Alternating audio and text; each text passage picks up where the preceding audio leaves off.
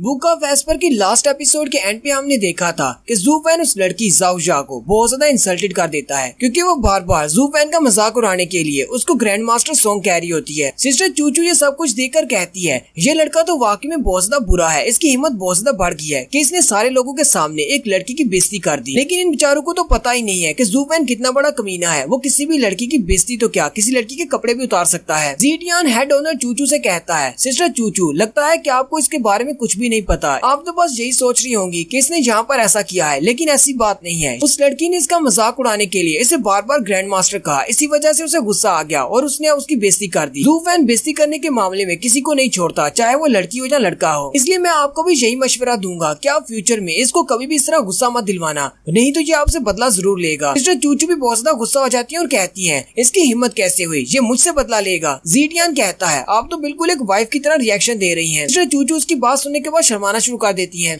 Next scene फिर से arena का दिखाया जाता है। ज़ू फैन अभी अपनी पिल बनाने के बहुत ज्यादा करीबी होता है क्योंकि वो वहीं पर खड़ा होकर बातें कर रहा होता है। उसी वक्त एल्डर जैनसोंग अपने पास से कुछ उसकी तरफ फेंकते हैं जो कि सीधा उसकी पिल के अंदर चला जाता है। ज़ू फैन भी देखकर बहुत ज्यादा हैरान हो जाता है। जैसे ही वो मास्टर मेडिसिन किंग की तरफ देखता है तो मेडिसिन किंग ने अपनी पिल को रिफाइन कर लिया होता है और वो सिर्फ कुछ ही सेकंड्स की देरी पर होते हैं। मेडिसिन किंग हंसते हुए ज़ू फैन से कहता है मैंने तो अपनी पिल को रिफाइन करने के बहुत ज्यादा करीब पहुंच चुका हूँ, तुमने जो मुझे टाइम दिया था उसके लिए बहुत बहुत शुक्रिया। ज़ू फैन ये देखकर बहुत ज्यादा हैरान हो जाता है और कहता है लगता है ये जानबूझकर स्लो काम कर रहा था और मुझे लगा शायद इसकी स्पीड कम है। साथ ही ज़ू फैन मेडिसिन किंग से कहता है तुमने अभी अभी मेरी पिल के अंदर क्या चीज फेंकी है। मेडिसिन किंग आगे से हंसना शुरू कर देता है और कहता है मैं ऐसा कैसे कर सकता, मैं एक प्राउड अल्केमिस्ट हूँ, जब दूसरे अल्केमिस्ट मेरे साथ काम कर रहे होते हैं तो मैं किसी को भी डिस्टर्ब नहीं करता, मैं तुम्हारी तरफ कोई चीज क्यों फेंकूंगा। हाँ ऐसा हो सकता है जब मैं अपनी पिल को रिफाइन कर रहा था तो शायद उसमें से कोई छींटा उड़कर तुम्हारी पिल की तरफ चला गया होगा और तुम्हारी पिल में शामिल हो गया होगा, इसमें मेरी कोई गलती नहीं, ये तो एक एक्सीडेंट है। मेडिसिन किंग भी उसका मजाक उड़ाने के लिए उसे ग्रैंड मास्टर सॉन्ग कह रहा होता है और उसे कहता है प्लीज ये सिर्फ एक एक्सीडेंट है, मुझे माफ कर दे, इसमें मेरी कोई गलती नहीं है। ज़ू फैन सोच रहा होता है ये तो वाकई में बहुत बड़ा कमीना है, इसे लगता है कि शायद मैं इसकी बात पर यकीन कर लूंगा, ये टिन्यू एम्पायर का नंबर 1 अल्केमिस्ट है जो कि 7th ग्रेड की पिल बना सकता है। इस तरह का कोई अल्केमिस्ट गलती से यानी एक्सीडेंट से अपने पास से पिल का मटेरियल कैसे गिरा सकता है। ज़ू फैन जल्दी से अपनी पिल के अंदर से उस मटेरियल को रिमूव करने की कोशिश करता है और कहता है इसने जानबूझकर ये सब कुछ किया है ताकि मैं पीछे रह जाऊं और ये मुझे हरा दे। ज़ू फैन जैसे ही अपनी पिल के अंदर उसके फेंके हुए मटेरियल की तरफ देखता है और कहता है ये तो ग्रीन पाइथन का पॉइजन है। बाकी के सारे अल्केमिस्ट भी ये बात सुनकर बहुत ज्यादा हैरान हो जाते हैं क्योंकि इस पॉइजन के उसकी पिल में शामिल होने से ज़ू फैन की पिल डिस्ट्रॉय हो जाएगी, वो वक्त पर अपनी पिल नहीं बना पाएगा और वो इस राउंड से डिस्क्वालीफाई हो जाएगा। और यहीं पर उन दोनों लड़कों को दिखाते हैं, एक चश्मे वाला लड़का और एक पीले बालों वाला लड़का। वो इस सारी बात को एक्सप्लेन करते हैं कि क्यों वो इस राउंड से डिस्क्वालीफाई हो जाएगा और इस ग्रीन पाइथन के पॉइजन से क्या होता है। वैसे तो हमें सारी केमिस्ट्री को समझने की जरूरत नहीं है, फिर भी मैं आपको सादा सी बात में बता देता हूँ। ज़ू फैन एक ऐसी पिल बना रहा है जो कि यांग एनर्जी से बन रही है। यांग एनर्जी का मतलब है गर्म एनर्जी और यिन एनर्जी का मतलब है ठंडी एनर्जी। मेडिसिन किंग ने जो ग्रीन पॉइजन उसकी पिल के अंदर फेंका है वो यिन एनर्जी एमिट करता है, यानी कि वो ठंडी एनर्जी वाला है और जब ये दोनों आपस में मिलते हैं तो यिन एंड यांग बनता है। इससे ज़ू फैन की पिल डिस्ट्रॉय हो जाएगी क्योंकि जब ठंडी चीज किसी गर्म चीज के साथ मिलती है तो गर्म चीज जो होती है वो सिग्निफिकेंटली कम हो जाती है, यानी कि उसका गर्मपन कम हो जाता है, वो भी ठंडी हो जाती है। अब ज़ू फैन इस मटेरियल के साथ 3rd ग्रेड की पिल नहीं बना सकता, वो तो सिर्फ एक 1st ग्रेड की पिल बना सकता है, इसलिए वो इस राउंड से एलिमिनेट होने वाला है। मेडिसिन किंग हंसते हुए ज़ू फैन से कहते हैं ग्रैंड मास्टर सॉन्ग क्या तुम्हें अपना वादा अभी तक याद है, तुमने कहा था अगर तुम अपनी फर्स्ट स्पॉट को छोड़ देते हो यानी कि इस राउंड में हार जाते हो तो तुम अपना सर काट कर मुझे दोगे। अब जल्दी से तैयारी कर लो, आसपास की दुनिया को जितना देखना है देख लो क्योंकि बहुत ही जल्दी तुम्हारा सर मेरे हाथ में होने वाला है, उसके बाद तुम कुछ भी नहीं देख पाओगे। आंटी टाओ भी ज़ू फैन के पीछे खड़ी होती है और कहती है हालांकि इस लड़के की टेक्निक्स बहुत ज्यादा अच्छी थी लेकिन इस लड़के ने शो ऑफ करने की कोशिश की और इसका ध्यान पिल बनाने पर नहीं था और मेडिसिन किंग ने अपनी चाल चल दी, अब तो कुछ भी नहीं किया जा सकता।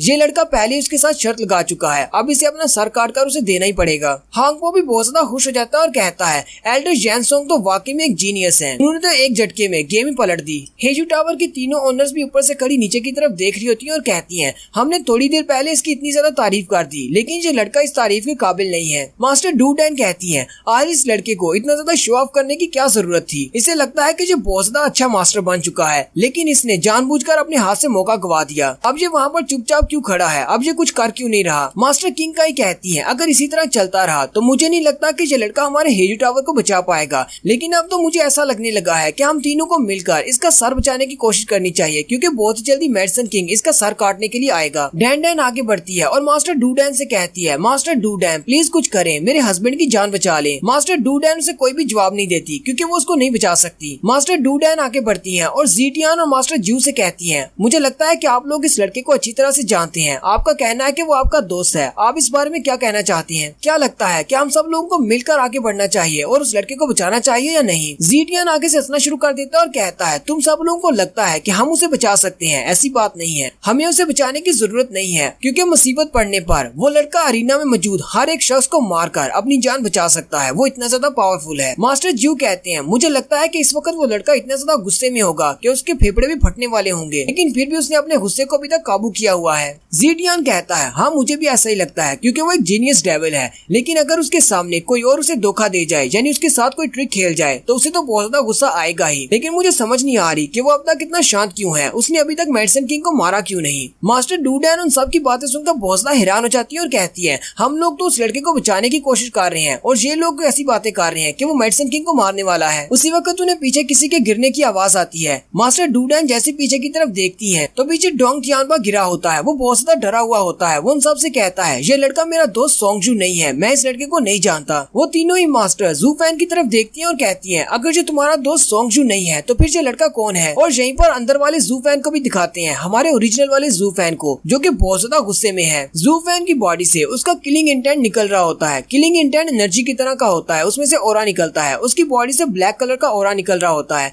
मास्टर किंग का ये सब कुछ देख लेती है और कहती है, ये लड़का कोई आम सी फैमिली से नहीं है, बल्कि ये लड़का बहुत ज्यादा स्ट्रॉन्ग है। इसकी बॉडी से जितना भी किलिंग ऑरा निकल रहा है वो सारा वो अपनी आंखों में स्टोर कर रहा है। ये एक बहुत ही स्पेशल टेक्निक है। इसकी मदद से सामने वाले को महसूस नहीं होता कि ये उसको मारना चाहता है, लेकिन इस तरह की टेक्निक को, यानी कि अपने किलिंग इंटेंट को अपनी आंखों में स्टोर करना, ये बहुत ज्यादा मुश्किल काम है। हमारे जैसे मास्टर भी ऐसा नहीं कर पाते। मास्टर किंग चेंग कहती है, पहले मुझे ऐसा ही लगा था कि ये लड़का बहुत ज्यादा वीक है और इसे हमारी हेल्प की जरूरत है। अगर हम इसकी हेल्प नहीं करेंगे तो ये किसी मास्टर के हाथों से मर जाएगा। लेकिन आज इसकी आंखों में इसका किलिंग इंटेंट देखकर मुझे महसूस हो रहा है कि ये कोई आम सा लड़का नहीं है और ना ही ये कोई वीक सा लड़का है। ये बहुत ही पावरफुल है। मास्टर किंग का और भी ज्यादा घबरा जाती है और कहती है, आखिर ये लड़का है कौन? इसने अपने सारे के सारे किलिंग इंटेंट को अपनी आंखों में स्टोर किया हुआ है, यानी कि अपनी आंखों में कंप्रेस किया है। जब भी हम लोग किसी को मारने का इरादा करते हैं तो हमारी बॉडी से किलिंग इंटेंट निकलता है, जिसे सामने वाला आसानी से महसूस कर सकता है। मेडिसिन किंग इतना ज्यादा स्ट्रॉन्ग है कि वो अपने इर्द गिर्द उड़ते हुए पत्ते को भी महसूस कर सकता है।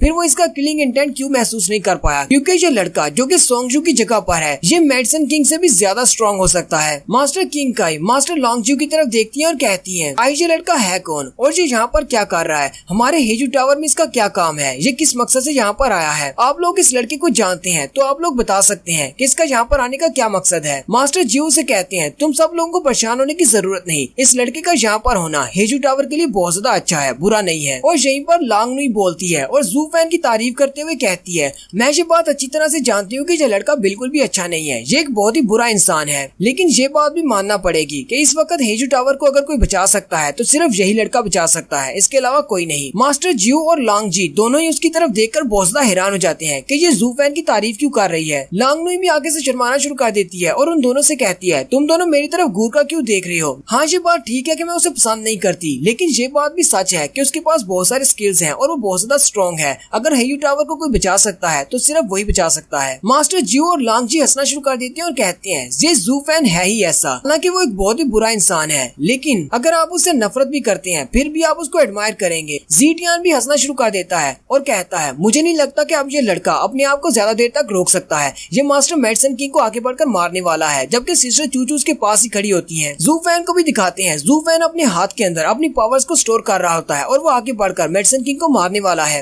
लेकिन साथ ही दिखाते हैं जू फैन अपने किलिंग इंटेंट को वापस अपनी बॉडी के अंदर ले जाता है और साथ ही वो अपने गुस्से को शांत कर देता है। ज़ीटियान ये देखकर बहुत ज्यादा चौंक जाता है और कहता है, ऐसा कैसे हो सकता है? लगता है कि ये कमीना बदल गया है। पहले तो ये ऐसा नहीं था। जब ये किसी को मारने का सोचता था ये उसको मार देता था। जू फैन फिर से अपनी ड्रैगन को बाहर निकालता है और अपनी पील बनाने की कोशिश करता है। मास्टर लियू भी देखकर बहुत ज्यादा हैरान हो जाते हैं और कहते हैं, ये अपने कॉल्ड्रन को फिर से यूज करने वाला है, लेकिन इसके सारे के सारे मटेरियल्स तो पहले ही डिस्ट्रॉय हो चुके हैं। जू फैन अपने बड़े से ड्रैगन को अपने कॉल्ड्रन के अंदर भेज देता है क्योंकि वो फायर टाइप है। उसके कॉल्ड्रन के अंदर से फायर निकलती है। मेडिसिन किंग जू फैन से कहता है, लड़के तुम्हारा जो कॉल्ड्रन बिल्कुल एम्प्टी है, इसके अंदर जितनी भी जड़ी बूटियां थी वो तो पहले ही डिस्ट्रॉय हो चुकी हैं। अब तुम इस कॉल्ड्रन को यूज करते हुए कोई भी थर्ड ग्रेड की पिल नहीं बना पाओगे, इसलिए तुम्हारे लिए सबसे अच्छा यही है कि अभी से हार मान लो। ज़ूफेन मेडिसिन किंग से कहता है, तुम्हें लगता है कि मेरे पास जितने अल्केमी के स्किल्स हैं तुम उनके बारे में जरा सा भी जानते हो। उसे अपनी बैक साइड दिखाते हुए कहता है, जरा मेरी बैक पर लिखे हुए अल्फाज को गौर से पढ़ो। तुम विशिस मेडिसिन किंग हो जबकि मैं हीवन टॉपलिंग पिल हूँ। मेरी अल्केमी के स्किल्स और तुम्हारे अल्केमी के स्किल्स में जमीन आसमान का फर्क है। तुम तो मेरे करीब भी नहीं पहुँच सकते। तुम मेरे सामने एक छोटे से बच्चे हो। अब जरा गौर से देखो और मुझसे सीखने की कोशिश करो कि मैं क्या बनाने वाला हूँ। सारे के सारे अल्केमिस्ट ये देखकर बहुत ज्यादा हैरान हो जाते हैं और कहते हैं, लगता है कि ग्रैंड मास्टर सोंग अपना अल्टीमेट मूव यूज करने वाले हैं। आखिर इनके पास कौन सा स्किल बचा है? ये कोई सीक्रेट टेक्निक होगी, हमें गौर से देखना चाहिए। तो वहाँ पर जितने भी पार्टिसिपेंट्स होते हैं वो अपनी पिल को बनाना छोड़कर उसकी तरफ देखना शुरू कर देते हैं कि आखिर ये क्या बनाने वाला है। इसके पास मटेरियल्स तो खत्म हो चुके हैं, ना ही इसके पास कोई जड़ी बूटियां हैं, फिर ये अपनी 3rd ग्रेड की पिल बनाएगा कैसे? ज़ूफेन अपने मुंह को ऊपर की तरफ करता है और एक लंबा सा सांस लेता है। सारे लोग ये देखने के लिए बेताब होते हैं कि आखिर ये कौन सा नया स्किल यूज करने वाला है। लेकिन ज़ूफेन अपना मुंह ऊपर करता है, एक लंबा सा सांस लेता है और अपने कॉल्ड्रन के अंदर थूकना शुरू कर देता है। मेडिसिन किंग, आंटी टाओ और उनका स्टूडेंट, उनके साथ साथ जितने भी वहाँ पर अल्केमिस्ट होते हैं वो सारे ये देखकर बहुत ज्यादा चौंक जाते हैं। और यहीं पर हमारी एपिसोड 94 का एंड होता है। नेक्स्ट एपिसोड में देखेंगे कि ज़ूफेन अपने कॉल्ड्रन के अंदर क्यों थूक रहा है और क्या वाकई में वो सिर्फ थूकने से अपने लिए नई पिल बना सकेगा या नहीं।